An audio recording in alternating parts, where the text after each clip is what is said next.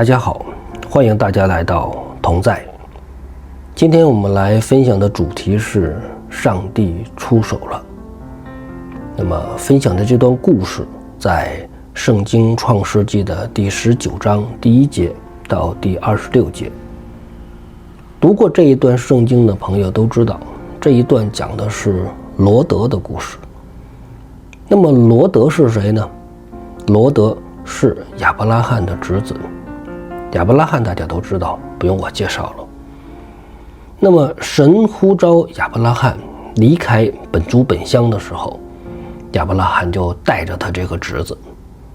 因为罗德的父亲是亚伯拉罕的兄弟，但是罗德的父亲呢死得早，所以没有儿子的亚伯拉罕一直把罗德看作自己的孩子视为己出，所以走到哪里呢都带着这个侄子。我们都知道亚伯拉罕是一个很富有的人，后来他们来到迦南地了以后，那么亚伯拉罕呢他的牛羊牲畜就特别多，罗德的也特别多，所以呢同在一块地上，那么他们的牛羊牲畜又特别的多，所以呢地方就不够。后来罗德的下边的这个仆人和亚伯拉罕下边的仆人就为了争地盘就打起来了。这样呢亚伯拉罕为了不伤害亲友之间的感情，就跟罗德说不行呢，大家就分开过吧，是吧？就地方太小了，放不下这么多的牛羊。那么他们就跟罗德分开了。那么罗德呢，圣经中记载逐渐呢就搬家，圣经上记载是挪移帐篷，逐渐的搬家，最后就搬到了一个城市，这个城市呢叫做索多玛。如果大家有所了解的话，都知道索多玛呢是一个罪恶滔天的城市，他们在神眼中呢这个罪恶是极其重的。一般来说呢，索多玛被认为是一个非常淫乱的城市。不仅仅是淫乱的问题了，索多玛呢可能还涉及到同性恋的问题，因为在英文中同性行为的这个词就是源于索多玛。那么罗德就住在索多玛，住在这么一个非常荒谬、非常淫乱、罪恶极其大的这么一个城市。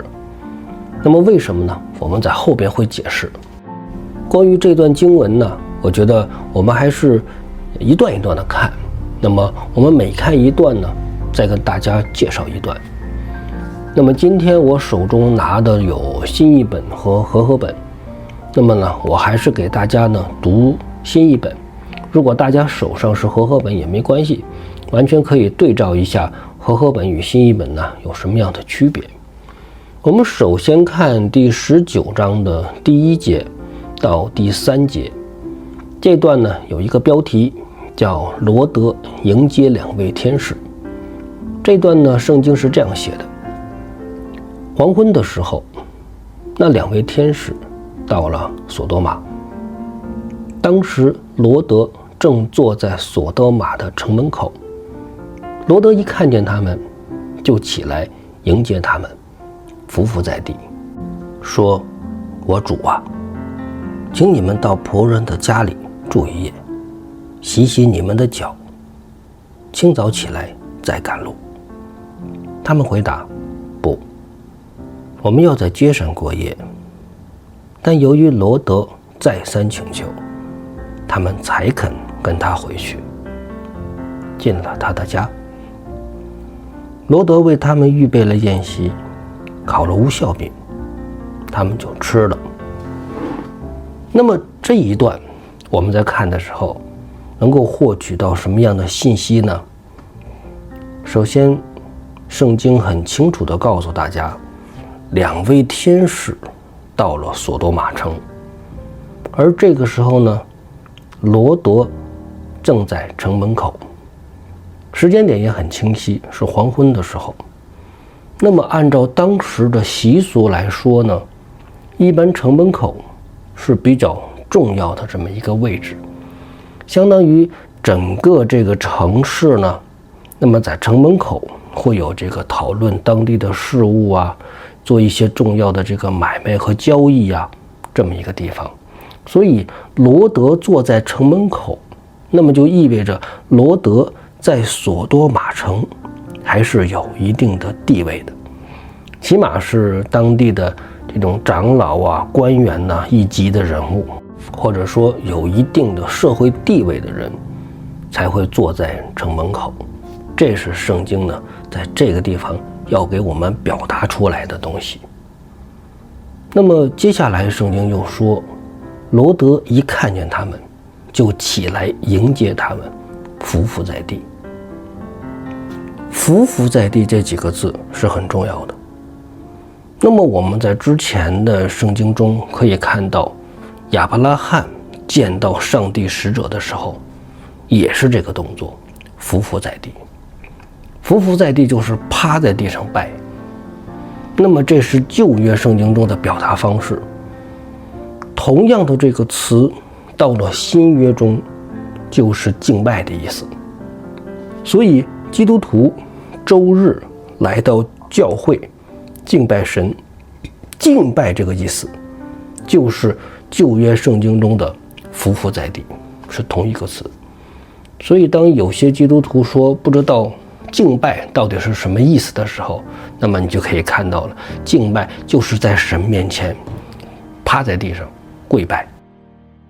字面的意思我们清楚了，但是这里面实际上要告诉我们的就是什么是敬拜，什么是匍匐在地。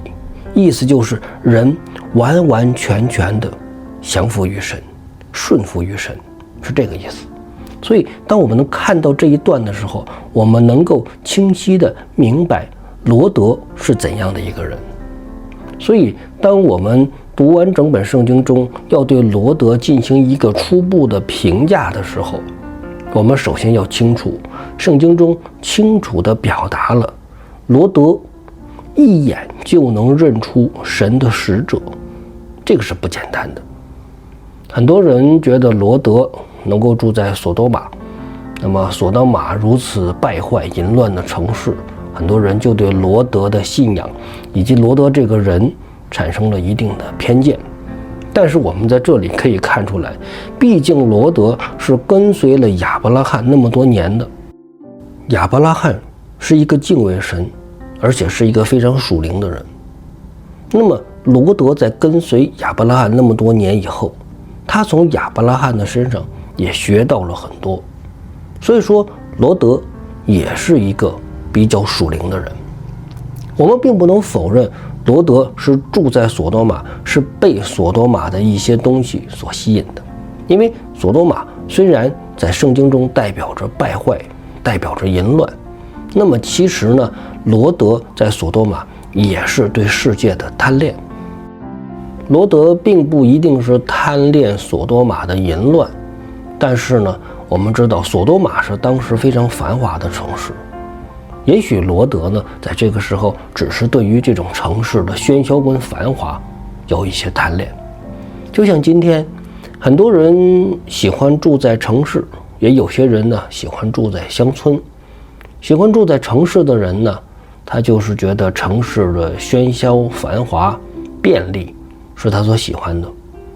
那么喜欢乡村的人呢，他觉得这种贴近自然、田园生活、安静是他所喜欢的。所以不同的人呢，有不同的喜欢的东西。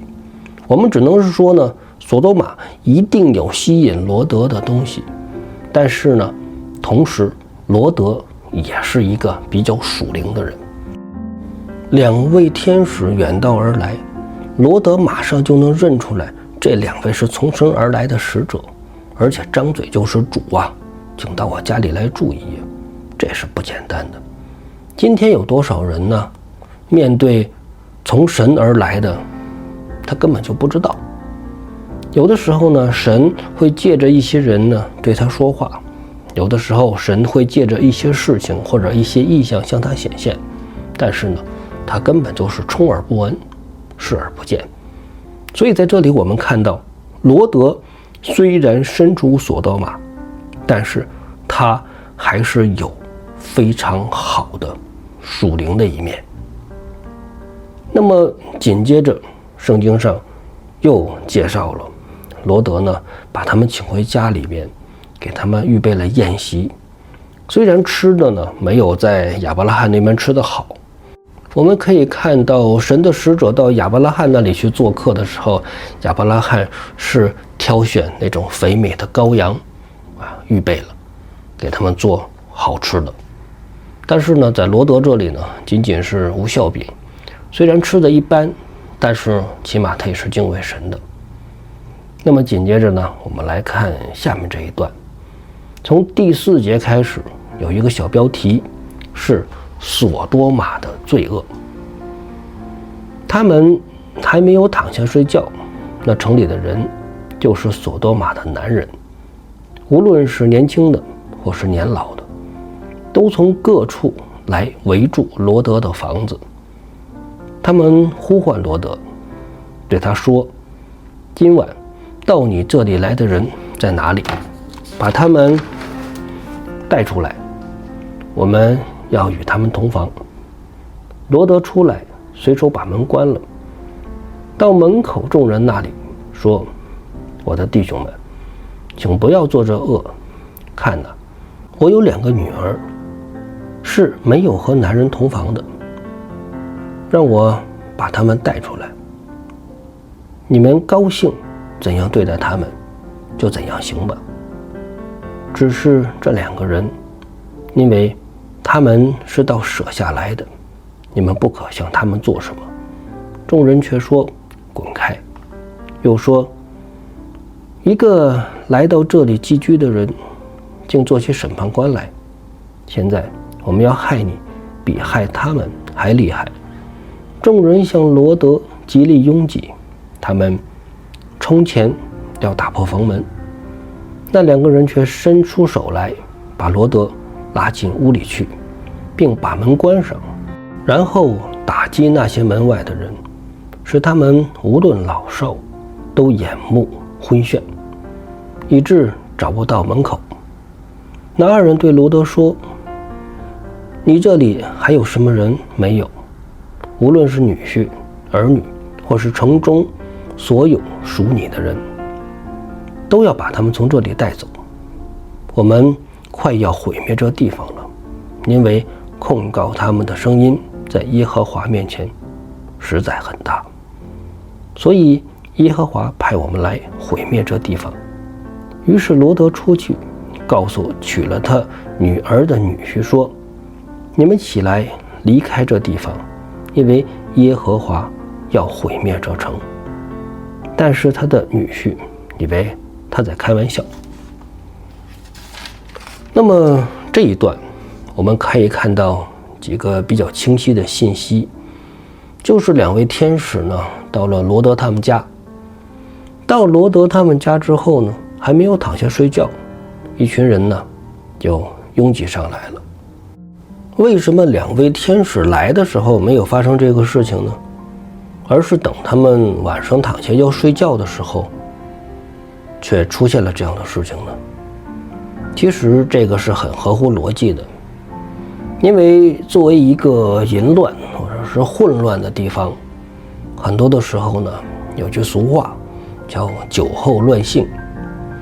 人们还没有吃晚饭，还没有喝酒，还没有进入真正的夜生活的时候，其实这个城市呢还算是蛮正常的。因为当2个天使来的时候，没有说一进索多玛的城门口，一群人就冲上来了，要对他们怎么样，并没有这样。而是呢，他们还没有躺下睡觉的时候，也就是吃过晚饭以后。我们可以想象得到，吃晚饭的时候，很多人就会喝酒啊，然后各种各样的事情。喝酒了以后，酒壮怂人胆嘛，喝了酒之后呢，可能脑子里边一些想法就出来了。所以就在这个时候，他们呢就听说了罗德他们家里边来了2位天使。我们可以想象得到，天使都是很圣洁的形象嘛，而且呢肯定都是很俊美的形象，因为在旧约圣经中，很多时候天使是以男人的形象来出现的，那么肯定天使都会长得比较漂亮、俊美、好看，对吧？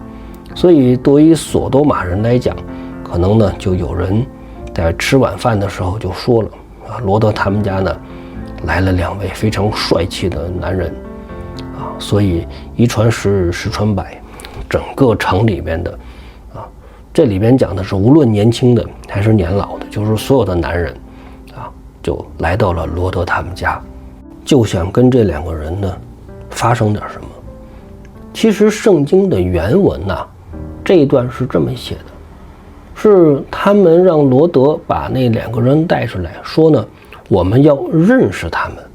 原文这个词是认识，但是在和合本中，我们看一下和合本中这一段是怎么写的。和合本中的翻译呢是任我们所为，而新译本的翻译呢就是我们要与他们同房。这个翻译呢就更直接一点。其实圣经中的原文呢就是认识的意思。在创世纪的第4章第1节中提到亚当跟夏娃同房，夏娃就怀了孕，里边的同房与这里边的认识是同一个词，就是说这种认识是一种更深层次的认识。所以有的时候我们在读圣经的时候，偶尔呢查考一些原文，对于我们来讲是有帮助的。这一段呢，我们看到第8节的时候，罗德说他的2个女儿还是处女，这是和合本中的翻译。其实这里边的翻译的原文的意思也是我的2个女儿还不认识男人，不认识男人。那么在新译本中呢，说的就是还没有跟男人同房。所以说呢，这个是跟大家提这么一句。那么在这一段我们能看出什么信息呢？就是说索多玛这个城市一到晚上了以后确实是混乱不堪的。那么的确罗德将2位使者啊，2位天使请到家里边，这个时候是遇到危险了。索多玛的这些男人这个时候所想的就是与这2位天使进行男人跟男人之间的同性的这种关系。这里边呢是写的是很明确的。所以这一段经文呢并不存在某些牧师所讲的，或者是有一些在网上的一些节目中所讲的那种难解，或者是呢有争议。其实我觉得这一段并没有什么争议。那么我们在读这一段的时候呢，其实焦点不要放在这里，焦点是下边的这一段。下边的这一段呢，就是罗德怎么样去化解这个问题。罗德所采取的办法是这样的，他说把2个女儿交出来，让这些男人呢，就你想怎么样就怎么样吧，但是呢不要为难今天来的这2个客人。其实罗德的这种做法，那么在一些解经的一些资料中呢，或者一些牧师的讲解中呢，是存在争议的。一方面否定他这种做法的解释呢，说罗德呢这是用罪在掩盖另一种罪，所以这种做法是不对的。也有一些人说呢，其实罗德知道后边的这2位天使是有能力的，他这么做呢，就是呢逼这2位天使出手。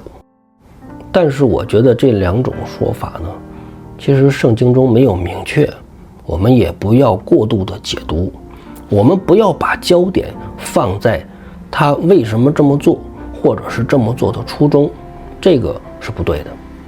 其实这句话要告诉我们的一个重要的信息，其实就是罗德的2个女儿是处女。为什么这个很重要呢？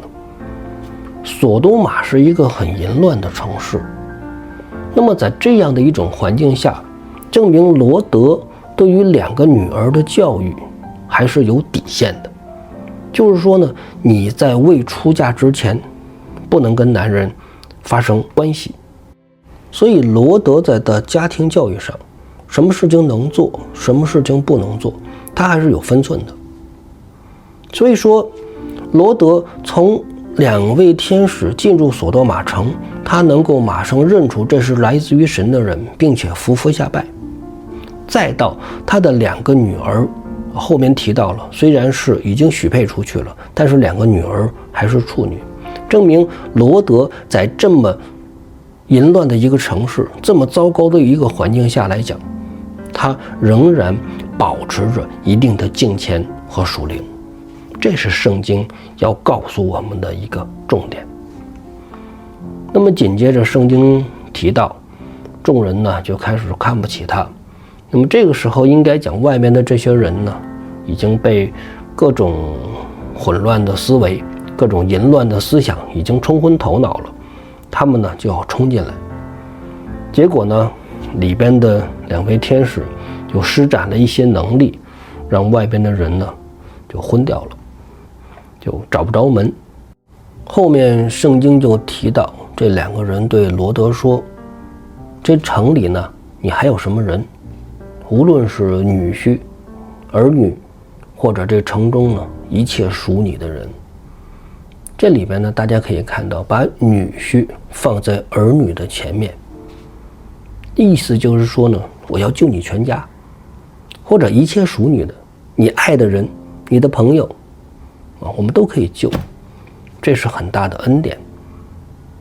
所以说呢，罗德听到这句话，就马上出去呢找他的女婿。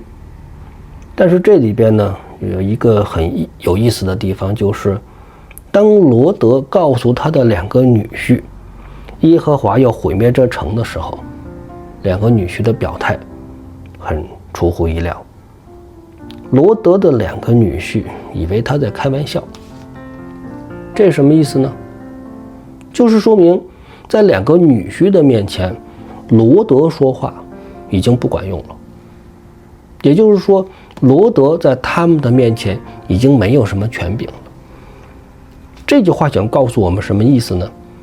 就是说，罗德可以让他的2个女儿听话。为什么呢？因为2个女儿还是处女啊，虽然许配了人，但是呢2个女儿还是比较敬虔的，比较听罗德的话。但是到了罗德女婿这一块，2个女婿已经不把罗德的话当话了。言外之意就是，罗德的敬虔最多能维持到他女儿这儿。如果他女儿跟女婿结婚了，生了孩子了，到女儿的下一代，基本上罗德说话就不管用了。所以说这一点可以告诉我们，再敬虔的人，如果在一个非常罪恶、非常混乱的环境中，你的敬虔最多能让你的下一代，就是说你的敬虔最多能传递到你的下一代，再往下传就传不下去了。这是圣经呢要告诉我们的一个重点。我们再往下看，从15节开始，那么这里面的标题呢是天使救罗德离开索多玛。天快亮的时候，2位天使催促罗德说，起来，带你的妻子和你这里的2个女儿出去，免得你因这城的罪孽被除灭。罗德还在犹豫不决的时候，2人因为耶和华宽容罗德，就拉着罗德的手和他妻子的手以及他2个女儿的手，把他们带出来，安置在城外。2人把他们带出来以后，其中一位说，逃命吧，不要回头看，也不可留在这片平原上，要逃到山上去，免得你被除灭。罗德对他们说，主啊，请不要这样，看哪，你仆人既然在你眼前蒙恩，你就向我大施慈爱，救活我的性命。可是我还逃不到山上，恐怕这灾祸就追上我了，我就死了。看哪，这座城很近，可以逃到那里，那只是一座小城，请让我逃到那里去。那不是一座小城吗？这样我就可以活命了。有一位天使对他说，这事我也答应你，你所说的这城我必不轻负，你赶快逃到那里去，因为你还没有到达那里，我就不能做什么。因此那城名叫索尔。罗德到达索尔的时候，太阳已经从地面升上来了。当时耶和华是硫磺与火从天上耶和华那里降于索多玛、蛾摩拉，把那些城市和全平原以及城中所有的居民，连地上生长的都毁灭了。罗德的妻子在他后面向后一望，就变成了岩柱。这是我们今天分享这段故事呢，差不多就到这里。那么后边这一段，我觉得重点在于呢，罗德他还在犹豫，因为神已经启示给罗德了，说他们要毁灭这个地方，但是罗德呢还犹豫不决，就是说明罗德对于世俗或者对于世界的贪恋还是很严重的。所以我们给罗德的定性，虽然他是一个比较属灵的人，但是他同时也是一个贪恋世界的人。其实今天的基督徒，我觉得很多人都是这样的。今天世界上的基督徒太多人都是罗德了，一方面自己说特别爱神、爱上帝、爱耶稣，另一面呢，自己也同样贪恋这个世界，喜欢钱财，喜欢物质上的追求，以及喜欢自己内心肉体的这种欲望，都是一样的。所以我们在看待罗德的时候，也应该清醒地看到我们自己是不是罗德。那么最后没办法呢，神还是怜悯他们，把他们带出去了。神的使者呢，给罗德指出了一条明路，告诉你要逃到山上去。但是罗德这个时候还在跟神讨价还价，他说来不及去，他想去一个最容易的地方，想逃到那座小城去。神呢也应允了他。那么罗德在这个时候呢，虽然他心里边明白有神的恩典，但是仍然不愿意按照神的心意去做事。那么这是这一段呢想要告诉我们的。罗德呢终于逃了，也逃到了他想去的地方，但最后呢，他的妻子回头一望，变成了岩柱。这里呢有一个点需要跟大家说一下，就是罗德的妻子回头这件事情，并不是说他逃跑的时候回头看了一下，然后呢就变成岩柱了。按照圣经原文的意思，他这个看，或者是新译本所翻译的回头这一望，原文这个动词的意思是注视的意思，并不是一种无意识的回头看一眼，而是一种有意识的，甚至带有一份留恋的那种注视的去看。所以呢，有一些解经家认为，罗德之所以能够到索多玛，罗德喜欢这个花花世界是一方面，有人说罗德的妻子比罗德更贪恋这个世界，甚至有人说罗德就是因为他的妻子贪恋世界而慢慢的搬到了索多玛。